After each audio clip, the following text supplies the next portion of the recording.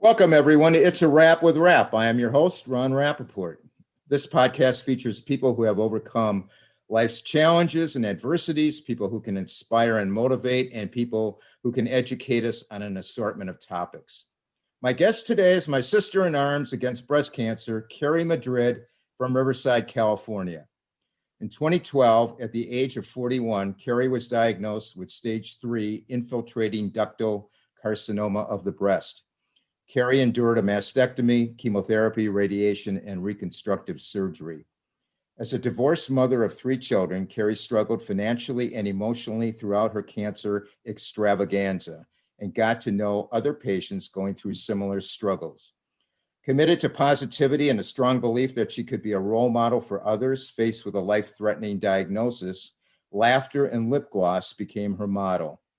Barely out of treatment herself, Carrie decided she needed to create a nonprofit to assist both male and female breast cancer patients financially and emotionally, and incorporated the Care Project, Inc. in 2013. Cancer transformed Carrie's mindset and ultimately gave her a newfound passion and appreciation for life and making a difference. She is now speaking to high school and college-age young adults, sharing her experience of trauma and tragedy turned into purpose. Carrie shares how you can be resilient in spite of it all. Welcome, Carrie, to the podcast. So glad to have you. Thank you. Thank you for having me.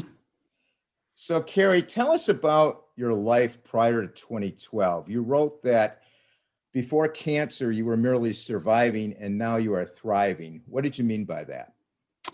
Yeah, well, let me tell you how I came to that conclusion. First of all, I was asked to speak to a group of college kids at their annual conference at UC Riverside. And I had never been a keynote speaker in my life. I'm not a public speaker. I'm not even a college graduate. And I thought, who and why are these people asking me to speak at their event, right? And so in order to try to prepare for it, I was like, okay, what am I going to say? What lessons, what nuggets of wisdom can I give them? So what I did was sort of an exercise in that I took myself to Dallas for a weekend. I sat in a little 1-bedroom apartment in an Airbnb, and I started writing out on my laptop from my earliest childhood memories up until my cancer diagnosis. And I just thought, I don't know where this is going to go, but, kind of the life defining moments and things that have, stuck with me all these years. Sure. And there was a lot of things. So my parents grew up and they both were born and raised in San Francisco, met in high school, 15 and 18 years old, got married young, had my brother and I, and they divorced when I was about 5. And so that kind of changed the trajectory of my life, as most kids of divorce, right? Sure. So my brother went to live with my father after a time. I went with my mom. Eventually, my mom remarries, has a set of twins, my little brothers, who I adore, when I was 8. And that kind of changed my life a bit, right? And a then lot of changes at an early age, yeah. A lot of changes at an early age. And then we relocated 500 miles away from the Bay Area to Southern California when my stepdad got a new job. So what that did was sort of really disrupt the obvious visitation with my father and my older brother. And it set me in a new world that was completely different from Northern California.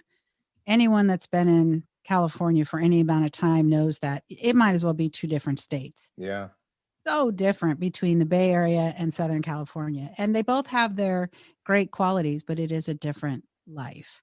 Right. So as I was writing these things down, it started with the divorce and certain things that left me feeling a certain kind of way, right? Feeling like I didn't fit in at dad's house because it was such a different environment, feeling like I didn't belong in my mom's house any longer because now the focus was on the twins. And, now that I'm 50 years old and I look back, I realize, that everybody did the best that they could, but it left me feeling sort of floating there, feeling like I didn't fit in either place, right? And so... Understandable. Yeah. So there was that. And then as I kept writing, there was instances of bullying, like in junior high school, right? And always being asked back then, what are you? What's your ethnicity? The Mexican kids would ask me, are you Mexican? Your last name's Madrid. No, I'm not. Okay, well, what are you? And my mom is like blonde and she's Italian, but she's blonde and super fair skin. My dad was not. He was Spanish and Portuguese and a host of other stuff. So there was that big ethnic thing. Like, where do you fit in? Because when I was growing up, while I was in a very diverse situation, and Southern California is really a melting pot, right? Sure. But still within the schools, there's those cliques. Yeah. And I didn't quite fit in to any of them, right? So Right. there was that, again, reinforcing you don't fit in. So Yeah. just a lot of stuff. I didn't get along really well with my stepdad, and he did his best, but there was just a disconnect there for us, to the point where I ended up moving out of my house before I even graduated high school. So fast forward, I end up making some poor decisions, becoming a teenage mother. I had my son when I was a senior in high school. Okay. So imagine how dad took that, right? Yeah. Yeah. So a lot of things that some were poor choices, some were just circumstances out of my control. But very long story short, what I've realized in prepping for that talk that I gave is there was all these things and that were either said to me, done around me, or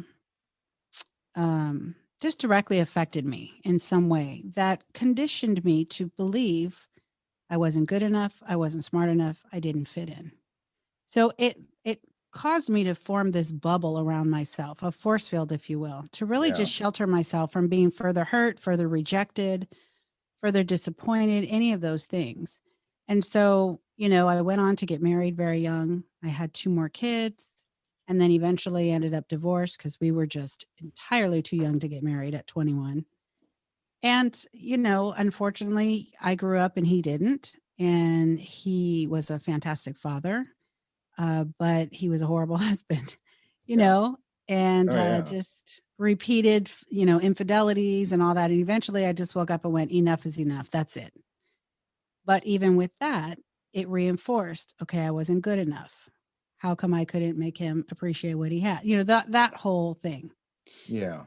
If you fast forward to right before my diagnosis, I was a single mom, like you noted. I was working 2 jobs for over 9 years. I was grinding and working hard and getting the bills paid. And in my kids' words, I was an amazing provider, and I always made a way. And I did have help from my dad along the way, when Anthony's feet were growing like crazy and he was going through, 3 different sizes of shoes in a year, my dad would be like, don't worry about it. I got it, Yeah. Yeah. So I had help, from family, but it was tough. And so eventually, right when I quit that second job and I kind of just thought, okay, let me adjust my life and we'll make it work. We moved to a cheaper apartment, all that good stuff. I was walking around a local mountain, getting my exercise in, and I kind of was talking to my creator saying, hey, what am I supposed to do with the last half of my life? Like, there's got to be more to life than just surviving as a Right. single mom. There's got to be more to life. And I'm the type that I need to feel like what I do is making a difference. I've Yeah. worked the same job in for a catastrophic case management company for almost 22 years now. So it's been a great job. It's been great stability for me to provide for my kids. And I feel like I'm making a difference within the company, but I know that in the end, I'm just a number in a corporation and I needed more, So I had volunteered at the high school, helping run the girls basketball program as their booster president for 6 years, I think. And at that point, I just was, like I said, walking around the mountain going, what am I supposed to do with the last half of my life? I can't be that creepy adult at the high school, even after my kids are gone, right? Right. Right. You needed some purpose. I needed some purpose. Yeah. And Ron, I Yeah. rolled over in bed 2 weeks later and found 2 tumors. And I was like, okay, God, that is not what I had in mind, but Sometimes God sends signals in strange man, ways. right? Yeah. Yeah. Yeah. So, Carrie, how did you react to the diagnosis? it's sounds like a load of crap. But to be brutally honest with you, I had a total peace about it. And I don't say that as a yay me. I say that as a, oh my gosh, there really is a divine purpose in this. I in no way, shape, or form wasn't scared. I was definitely scared. Yeah. I was definitely, I think, in shock.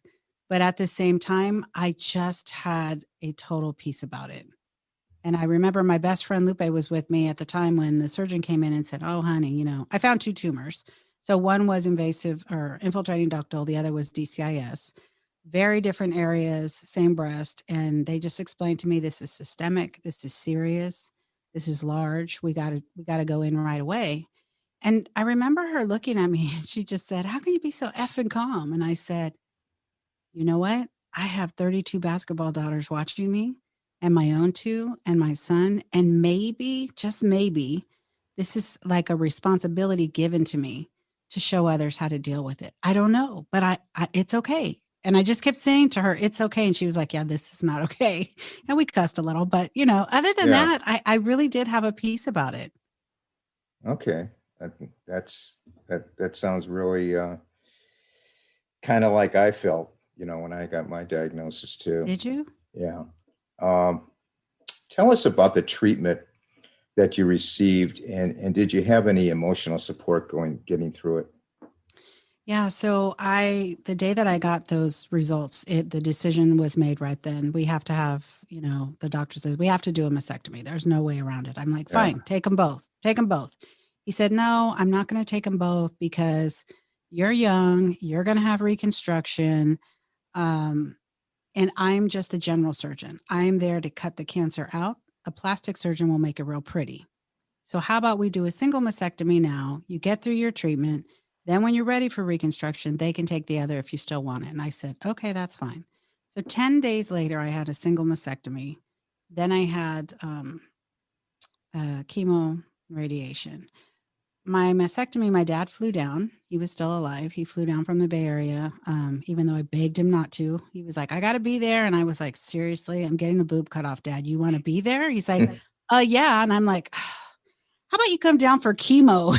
Like, Hey, dads are dads, They I wanna know, be I there. know, but I just thought, oh man. So my dad flew down. My mom was there. Luckily, they were friends. So my mom and dad were there. I was dating somebody at the time that was getting pretty serious. So he was there. I sent my kids to school, business as usual. The girls Yeah. one was in junior high, one was in high school. My son was in Korea serving in the Air Force and he had just got there. So he couldn't come home yet. My doctors were working to get him back to the States. But I had my parents for my surgery and my beloved Dr. Martin, who was a fellow basketball mom and is one of my best friends and my primary care physician. So she really kind of orchestrated my care. When I came home from surgery, my mom was kind of there to, do laundry and go get groceries. And my dad just was there, like, "Give me a bill to pay, give me something to do, like dads do." Yeah. Um, you know, uh, Once I got through that, chemo started. My son was able to get home from the States. He I'm going to break away from the podcast for a minute or two to tell you about a woman's fiction collection written by award-winning author Pamela Thibodeaux, who is multi-published in fiction and nonfiction. Pamela is the co-founder and lifetime member of the Bayou Writers Group in Lake Charles, Louisiana. Her writing has been tagged inspirational with an edge, and she doesn't disappoint. Her contemporary romance, women's fiction novels speak to today's women, rough edges and all. Her work has been reviewed as steamier and grittier than a typical Christian novel without decreasing the message. Pamela has written Love's Overcoming Power, a woman's fiction collection comprised of 3 full-length novels and 1 novella. She shares stories that exemplify the power of God's love to overcome whatever situations life throws at you. Included in the collection are titles The Visionary, about a brilliant architect and her twin brother haunted by an ugly secret related to a childhood wrought with lies and deceit. Circles of Fate, set at the tail end of the Vietnam War era, a romantic saga about a soldier and his lady dealing with being thrown together and torn apart by fate. My Heart Weeps, a story about a broken widow and a jaded ex-CIA agent coming from totally different backgrounds, but sharing gifts of gigantic proportions to find meaning and purpose at an artist retreat in the Texas Hill Country. Carrie's Christmas Wish, the story of Carrie Jackson getting past her angst over the birth of Christ and enjoying the Christmas season despite her despising the hype and commercialism surrounding the season. The collection sells for less than half the price of the individual titles combined and would make a wonderful gift. Available through Amazon, Barnes & Noble, Books A Million. All the information will be listed in the podcast notes and will be featured on the podcast Facebook page and website. And my mom took me to my first chemo treatment, which I think was the scariest part of everything, right? Because you don't know. You just know, you see all those bad Lifetime movies of everyone's puking their guts up and they lose all this weight. And but I had my son for the first chemo, and I had 6 chemo treatments, all 3 drugs at once, 6 times every 3 weeks. So each time I had one person with me. So either my mom, my son, a friend. But they would basically take me to chemo, bring me home, make sure I was okay. And then I'd go, yeah, I'm fine. I'm fine. And I'd send them home. And I probably never should have done that, but I did. Did you maintain income from your job going through the treatments? I did, because I work from home, and I have for 20 years. I actually only took 6 days off for my mastectomy, and my HR lady and my boss was like, "Are you nuts?" And I was like, "Look, I got a kid going to prom soon. I got one in basketball. I can't afford to live on disability." And so my lovely employer said, "You know what? That's fine if you want to work, but here's what we're going to do.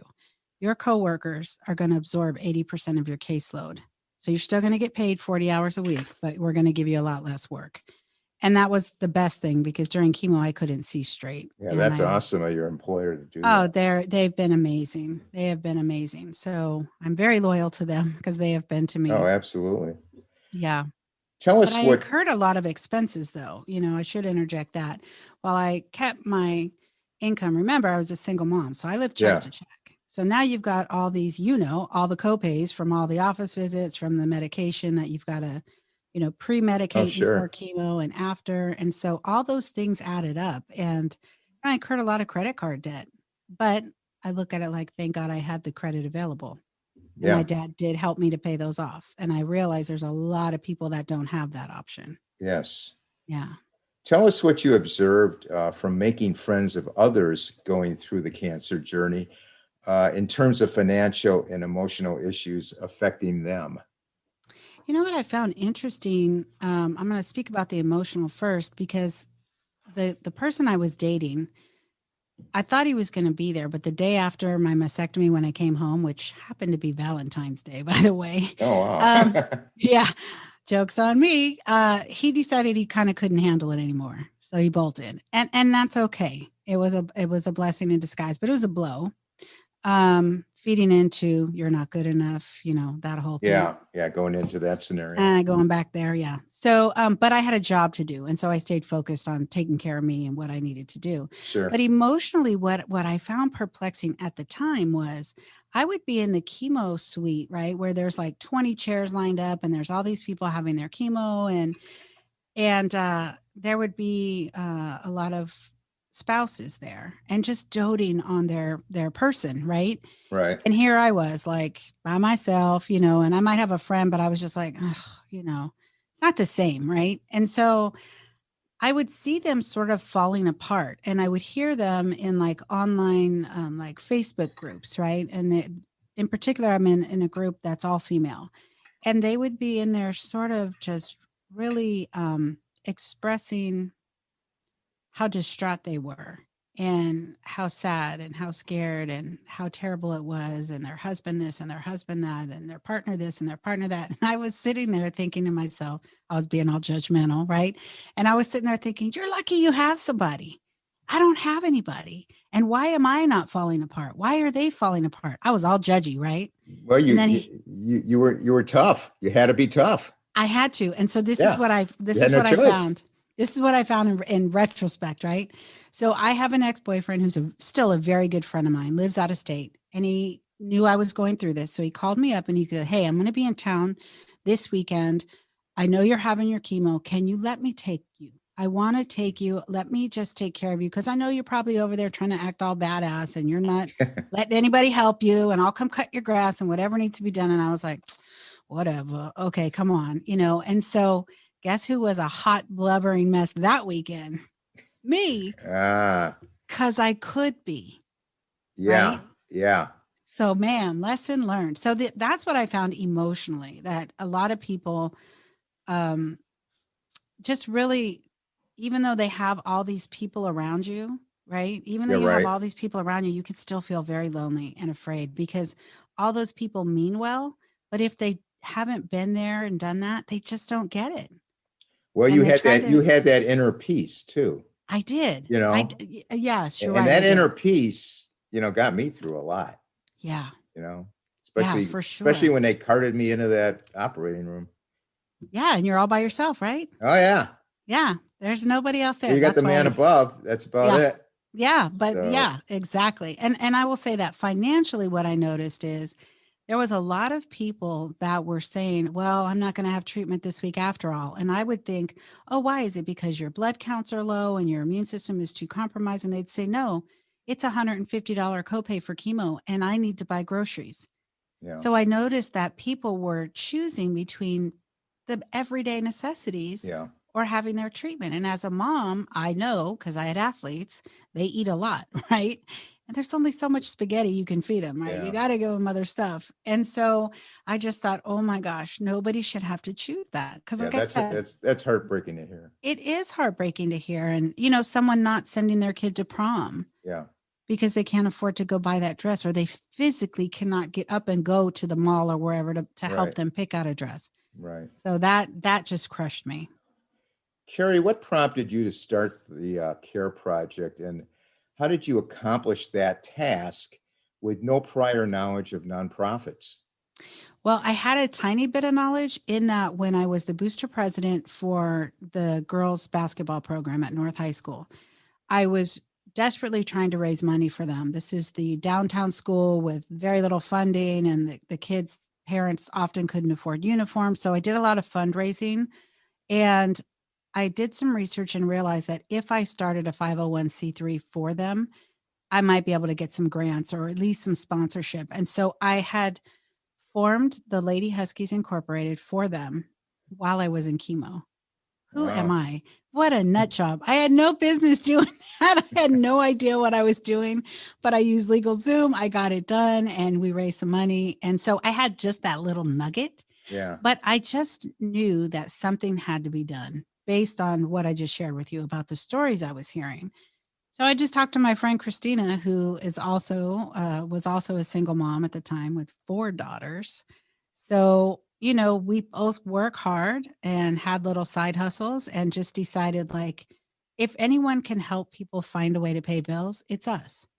Yeah. And she just looked at me like I was nuts. And I was like, "Can you be my co-founder?" She goes, "What does that mean?" I said, "I don't know. Just come along and Just help me." sign the So papers. yeah, sign the papers. And you know what? My family has been incredible because they looked at me like, okay, if this is going to get her out of the basketball gym and give her something to do. Because this was a year, I actually started it in 2013. So I was still like in treatment. Yeah. But it was kind of a natural, organic thing. But I think I've shared with you before, like for me, it was just a passion project. Like, oh, I'm going to help people. I had Right. no idea I was like starting a full-on business. Yeah. But my community, my family got behind me. They funded it for the first year. We didn't have an office or anything, so no overhead. Right. We That's volunteered good. Yeah. and I'm able to. My boss is so supportive. He's actually donated. He knows what I do. And I think it's just, I always tell people if you have something that's really heavy on your heart, like I really need to do this and I have no clue how or why. And yeah, God, I really don't want to do that. If you put one foot in front of the other, and if it's meant to be, every door opens for you. And it might not Yeah. be pretty, it might not be easy, but shit gets done. Well, as they say, sometimes you got to listen to the universe, right? The universe is sending you signs. Oh my gosh, Ron, I tell the story. It's like sometimes I get these big, bright ideas, right? And I feel like I get this little tap on my shoulder, like, hey, you know that thing you've been thinking about? You should go do that. And I go, yeah, who am I to do that? Right? The old tape. Who am I to do that? I can't do that. I'm not smart enough. I'm not college educated. I'm not going to do that. Then I get popped upside the head like, hey, didn't I tell you to go do that? And I'm That's like, right. hey, God, come on, man, settle down. And then Yeah. something knocks me to my knees. And if it's a Yeah. crisis that I go through or a crisis someone I love goes through, and then I'm like, all right, I got it. I'm going, okay. I don't know what I'm doing, but here I go. You got to be positive. You do. Carrie, tell us about what the CARE project initially accomplished in the early going, just the Yeah. early going. Well, in the very beginning, we were able to get a small footprint here in our community. And really, the focus was solely on the financial aspect. So it was about gathering gift cards from people that wanted to donate, Target gift cards, Walmart, grocery gift cards, fuel cards, whatever could help with, what I always say is the everyday necessities that become luxuries when you're not working full time. What I noticed too is we had a lot of very young patients with babies. So they were still buying diapers and formula and wipes and all that stuff that's so Yeah. extra. And so that was initially what our goal was to do. And that's what we thought we were only going to do. But it kind of morphed. Well, now that you mentioned the financial things that you did, tell us about the emotional support that your organization offers. Yeah, so I realized the more I took phone calls and started speaking to people about their financial needs and mailing them out gift cards, or I'd meet them in the park. I mean, you think I was a drug dealer meeting them with groceries. Here, go get some groceries. But what I realized is that I would spend an hour on the phone with a patient, just talking to them, letting them vent, and then kind of being able to just say, I hear you and I get it, but try to consider this, or, kind of try to give them some perspective. Mm-hmm. And I'm good at that. And I don't know where it comes from, but I think it's my keep it real approach. Like, I'm going to love on you, but I'm going to keep it real. Yeah. Right. So we can get down on the mud and we can cry together and we can complain and we can do all that for a minute. But now we got to get up and dust ourselves off and keep moving. And I found that I was able to, I think, provide sort of some comfort, but more so even safety. Like, they saw I had already been there, done that, and I was still in the crux of it and going through more treatments. And, I still had reconstruction to go. And so I realized the power of talking with someone who's in the trenches with you, Oh, right? yeah. So Yeah. it became like, okay, now I need to meet other survivors that can act as mentors so that when these newly diagnosed people call me, I can kind of link them up if they're around the same age, if they're both single moms, if they're both religious, whatever that case may be, right? Right. And so it started with the mentorship program. And then I also realized that I didn't want to do a support group, so to speak, because you know me, Ron. I'm a badass chick, right? I don't need to sit around and cry. And You are. that was my thought of what a support group is, right? That was all I saw on TV. What I needed was to socialize with others that got it, where you could sit around and shoot it and just, complain and share resources and tips and tricks of how to manage stuff. So we started the social club. So I was like, we're not having a support group. We're going to have a social club. so, Yeah. so with all that, we used to meet in the library community room for free. And it just became to the point where, okay, we need an office. And then eventually that happened. Tell us about who Shannon Brown was and the annual grant that you present in her name. Yeah. So Shannon was diagnosed with breast cancer at age 34. And she sauntered into one of our very first Survivor Social Club meetings in the library. And she came in very quiet, kind of reserved. All I knew is she worked in HR. She had done some personal development classes and was kind of like a public figure on Instagram, which I wasn't even really big on Instagram then. Her handle was "Your life is amazing." It's still there. You can go to it and see it. She became like a life coach, and she really was instrumental in helping me kind of get the social club set up. And she was all things champagne and Paris and uh, cheap sunglasses and expensive perfume and just a character, and very generous and very giving. While she was going through treatment herself, she would bring me in gift cards and go, here, pass these out. I'm like, really? Like, can't you use these? She's like, I'm good. Pass them out. And so she got through all her treatment and we thought, in remission. And then shortly after, it came back. And so she was diagnosed at 34. She passed away at 36 and left behind a husband and her 15-year-old daughter. And so when they announced it on social media, they just said, in lieu of flowers or whatever, you please donate to the Care Project, because my mom was heavily involved and she was very passionate about raising both male and female breast cancer awareness. And so there was so many donations that came in, I think over 7,000, that Wow. we ended up starting a grant in Shannon's name. And so every year we give anywhere from $1,500 to $3,500 to one patient, male or female, who's been diagnosed under the age of 40. And we do that at our annual event. But, I'm looking at a picture of her right now in my office. I feel like I talk to her all the time, like she's Gazoo on my shoulder, Gotcha. I'm Yeah. like, you're not going to believe this, Shannon. And then something will happen. And I would get a random phone call and they would say, my friend Shannon Brown used to talk about you. I'm like, oh my gosh, really? And they have a $500 donation for me or whatever. It's just crazy. Carrie, she's looking down on you. I have the chills. Yeah, she is. Yeah. I know it. Do you have any plans to expand your service area in Southern California? Well, not right now. I mean, right now, what we do is, so our financial support, which again is minimal because we're donation based, and then we do Right. get some grants here or there, but nothing major. And then fundraising events. And with COVID, we weren't able to have any events last year. So we have just gotten by the skin of our teeth. But we do provide, we're based in Riverside. So we service all of the Inland Empire of Southern California, mostly San Bernardino and Riverside counties for financial support. But our global support reach is with our collaboration with Lymphedivas for the compression sleeves. So any patient that's managing lymphedema in their arm or hand can get a sleeve, gauntlet, or glove, or all three through the Care Project. And we actually ship those worldwide. Wow. Yeah. That's so great. My goal would be going forward, say we get through the rest of this pandemic and we're able to, really expand on the financial. My goal would be, right now, if a patient needs help paying their rent, maybe they're short $250, we can cover that. I would love to be able to say, you know what, you're having chemo for 3 months. We got your electric bill for 3 months. Instead of just keeping the lights on, we want to just don't worry about that for 3 months. Yeah. Or pay your whole rent. And then if we get to that point, I would love to branch out and help others. But it's just me here. It's just me. And then I have one part-time assistant. She's the only one that gets a paycheck. And she was actually my first client.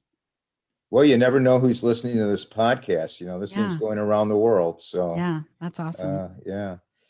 Tell us how the funds taken in and used. Does a lot go to marketing or administration, or how does that work? No, we don't.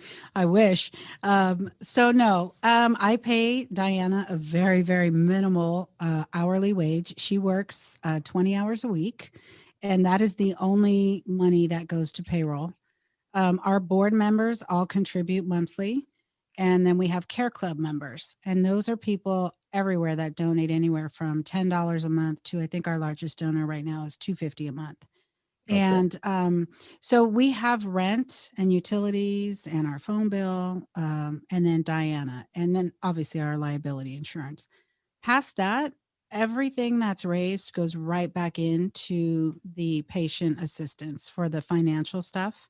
And our survivor social clubs, we have one in English the first Saturday, then we have a Spanish group on the third Saturday. Now we have a metastatic group on the fourth Saturday. Nothing happens with those that costs us money other than coffee, tea, and water. And so I'm always looking for local sponsors for that if they want to, do lunch or whatever. And our community's been pretty good with that. Occasionally someone will step up and go, hey, let me buy you guys lunch. Yeah. That's so great. Really most of our money goes there. Okay. So people who go to your website and see a donation, it's going straight to the patients. Yeah, and you can to be choose used. too Yeah. on our website. If you click donate, there's some drop down menus. So, like if some of Shannon's friends and past coworkers, they want to donate directly to fund her grant, they can Yeah. choose the Shannon K. Brown grant. Yeah. Okay. Now, Carrie, you speak to high school and college age young adults. What do you convey to them? I back to that time that I spoke at UC Riverside. Right before I got the email asking me to speak, I had my business mentor here in my office, and we were talking about, he's the businessman, like, how are we going to grow the care project and what are we going to do? Rah, rah, rah. And I said, look, I want to keep it personal. If anything, I just want to expand, like the amount of money we can help patients with and things like that. But what I want to do is be able to raise enough money so we could one day hire like an executive director to really grow the care project properly so that I can kind of step away and do some other things and, live my life. Cause I've been working 2 jobs my whole life and I'm stinking tired.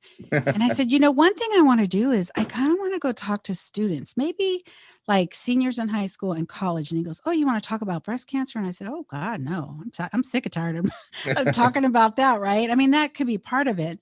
And he says, well, what do you want to talk about? I said, man, I have a story that I think many people can resonate with. All the things that I alluded to earlier, the things that have happened to me and for me and around me that have created that narrative of I'm not good enough, I'm not smart enough, I don't fit in. Who am I to do that? Right. And Right. then he says to me, oh my God, you could do that. You're a great storyteller. I'm like, get out of my office. So he leaves. I turn in my chair. I swivel over here to my computer. I pull up my email and UC Riverside asked me to be a keynote speaker. And I was like, you got to be joking. This Wow. is not even funny. I'm not ready, God. And he was like, yes, you are, because you asked for it. So I went and I shared my story. I shared some of the things that had shaped me and conditioned me into believing I wasn't all those things. And the Amen choir was there. They were like, oh my gosh, I get it. I mean, so many people resonate with that, right? Whether Yeah, you're sure. college educated or not. Oh, yeah. So I share very vulnerable, raw stories. It's not always comfortable to hear things that have happened to me growing up and young adulthood that have shaped my life and why I am so passionate about letting people know, like, you know what? You are worthy. You are good enough. You are Yes. smart enough. It doesn't matter how many degrees you have. Some of the most titled people I know are big dummies. Let's just keep it real. Yeah. They Yeah. couldn't walk a day in my shoes, And so we're Definitely. all worthy. And I just think it's such an important message because there's so many kids and young adults that just don't know their worth. And the truth of the matter is, you are worthy of all that simply because you're alive. Yeah. And so I share that. And then, it's just about, look, this happened to me. This was said to me. This was left a mark on me, but you know what? In spite of all those things, I got through it. And here I am today, and they Yeah. look at me like, wow. And some people say, well, you don't make a ton of money. No, I don't. But you know what? What I do is priceless. And Absolutely. so, Yeah. right. So, Oh, absolutely. Yeah. yeah, it's just, it doesn't, yeah. So I share all those things. Okay. What tips do you have for people going through the cancer journey, facing financial worries due to, in some cases, having assets and having problems getting help? I Yeah. notice this is going on in the Male Breast Cancer Coalition that I'm an advocate for. As you know, we have guys out there that are having problems because they have assets. Hmm. What do you know about that? You know Any what? tips? I don't know a lot about it, unfortunately. And but it's the very reason that I started the CARE project. Here we don't have a bunch of red tape to go through. Yes, I verify that someone's actually undergoing treatment and has been diagnosed, but we don't really go through that because here's the problem.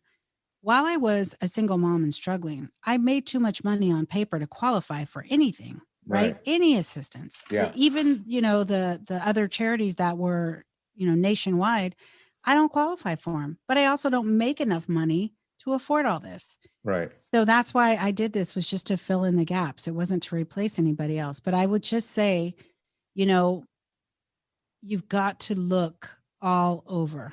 You've got to look nationwide. Don't get outside of your community because there are organizations out there that will help you nationwide regardless. It might only be a one-time thing, but that one time might get you through to the end of your treatment. Right. You just Right. have to keep looking. Don't ever stop. And I would say talk to other people that are in your situation, Yeah. and there's the cancer legal resource. I'm trying to remember what their website is. I'll get that to you. So maybe you could put it in the show notes. Yeah. We'll But put it in the show notes. Yeah. yeah, because there's a plethora of resources out there. Okay. You just got to find them. Good tip. Yeah. Now, you've been a huge supporter of the Male Breast Cancer Coalition. Were you always aware of the fact that men could get breast cancer? And what prompted your support, which we are so glad to have from you? Yeah. So I grew up with three brothers. And then, like I mentioned, I have my dad and then my stepdad. And most of my best friends were male. And so the first thing I did after Googling when I got my diagnosis, after I went to Google and, checked out my survival statistics, which I wasn't supposed to do, the next question was, do men get breast cancer? Because I had one aunt that had been diagnosed before me, like stage 0, one of my dad's sisters.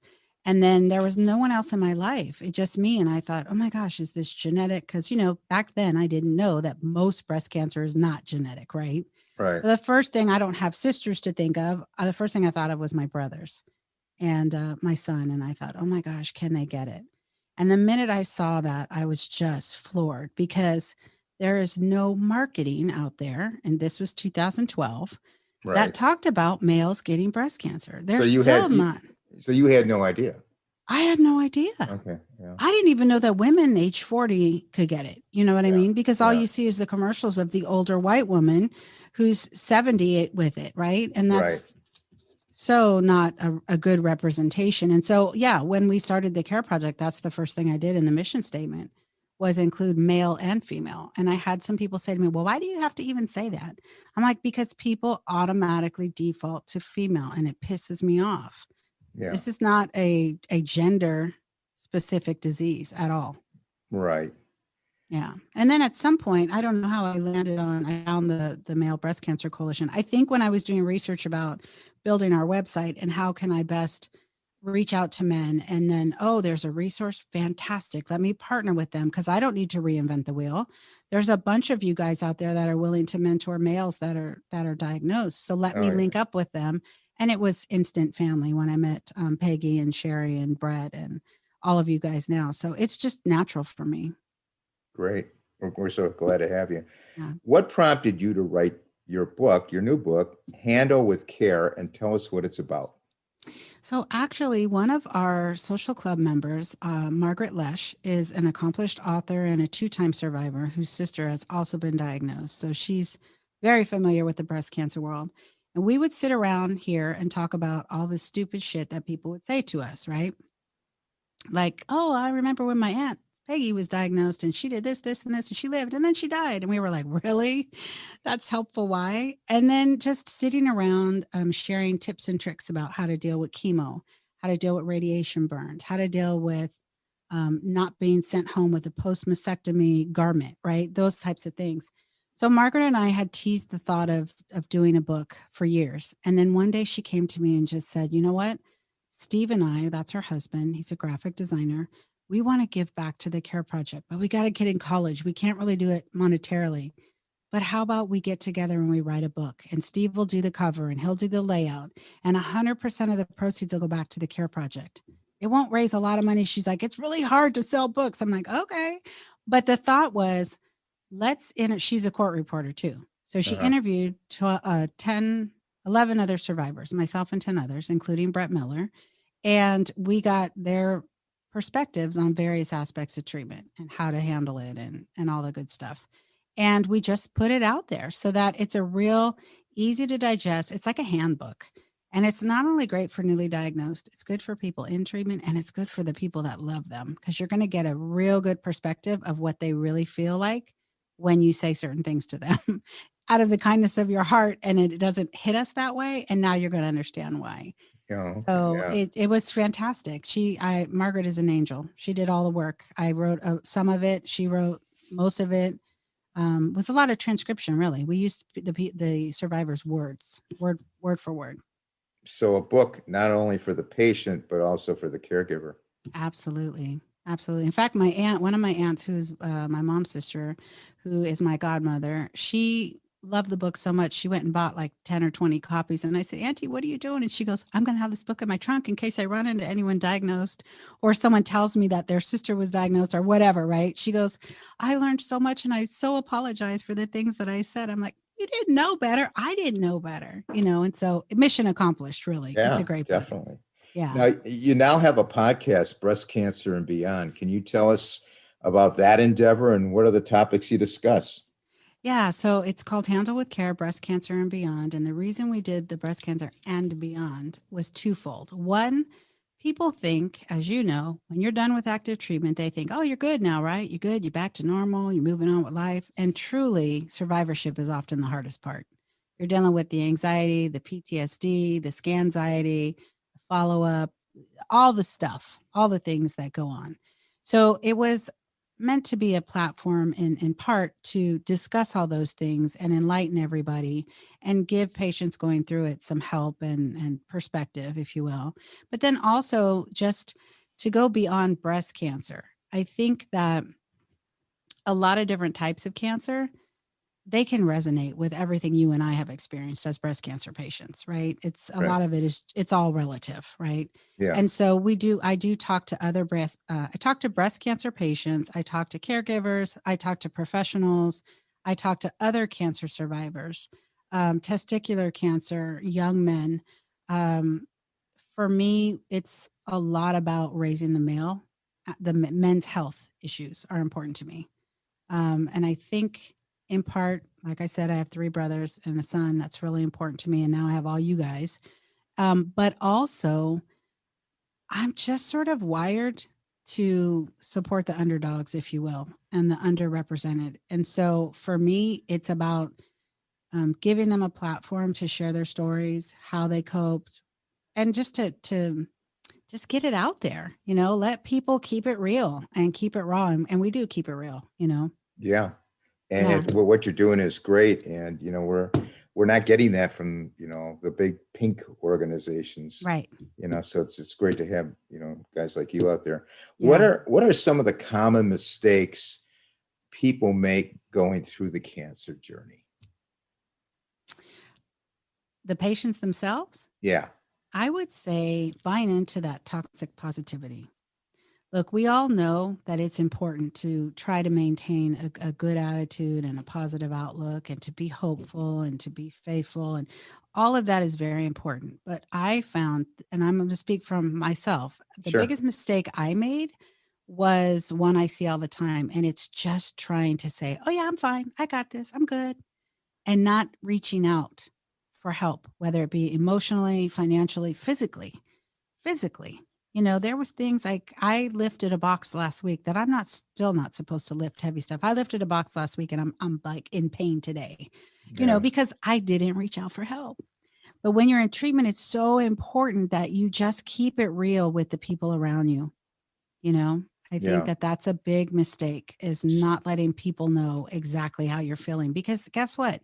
It's okay to not be okay. Yeah. And you It's can't do okay. it alone. You can't do it You alone. you cannot do it alone. You Yeah. cannot. It almost cost me my life Yeah. as a complication of surgery. That's episode 1 of my podcast. But Yeah. it was a real life lesson. You got to ask for help. Yeah. What are you most excited about going forward with the CARE project and your advocacy work?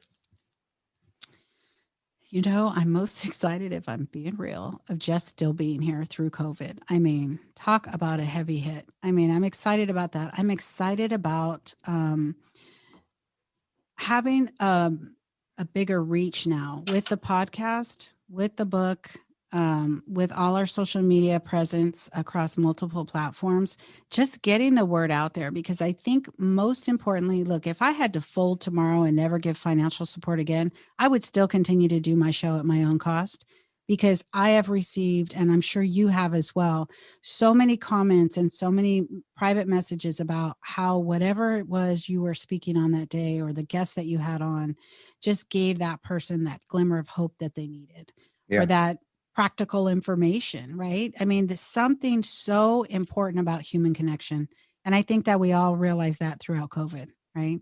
So I'm Oh, really yeah. excited to keep working on the podcast and get it. We're in 44 countries now. So to just I'm in 27 right now. Woohoo! We are doing Can it. you We believe are it? doing it. It's Yeah. awesome, right? Yeah. Who knew? Yeah. Who knew anyone would want to listen to us talk about what we talk about, right? Yeah. But I'm really excited to continue to work with that. I'm excited about hopefully some big grant money coming in so that I can maybe hire one other part-time person to really do the day-to-day grind so I can kind of step away and take care of myself better, you know? Yeah. And I That's hope that we important. can, That's important. yeah, my Because you have to biggest, be healthy to help the other oh people. my gosh, I know. I saw my primary care at 10 this morning. I saw my oncologist by video at 3:40, and they both told me the same thing. Yeah. Slow down. Yeah. You know, so I'm excited to hopefully raise enough money to really continue to grow our ability to help people in a much grander scale, and yet Yeah. still keep it personal, right? Yeah, absolutely. Yeah. Carrie, how can people contact you? They can go to the website, thecareprojectinc.org, or they can find me on Instagram. Same handle, The Care Project Inc. is our company Instagram. My personal Instagram is TCP Founder. But Okay. thecareprojectinc.org, all you got to do is tap contact us, and that will get an email right to me. Okay, I'm going to list that link in the podcast notes and any other pertinent links.